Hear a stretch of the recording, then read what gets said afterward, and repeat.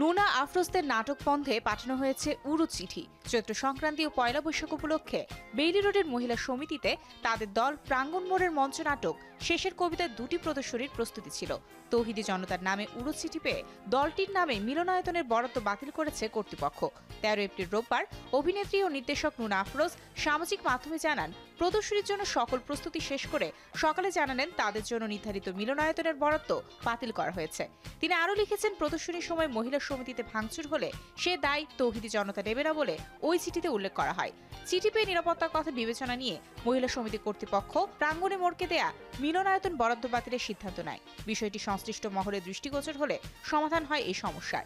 সবশেষে প্রশাসনের পক্ষ থেকে জানানো হয়, মহিলা সমিতিতেই প্রদর্শনী হবে প্রাঙ্গণে মোড় নাটকের। পক্ষান্তরে 13 এপ্রিল প্রাঙ্গণে মোড়ের আয়োজিত প্রতিবাদ সমাবেশ স্থগিত ঘোষণা করেছে সংশ্লিষ্ট জন।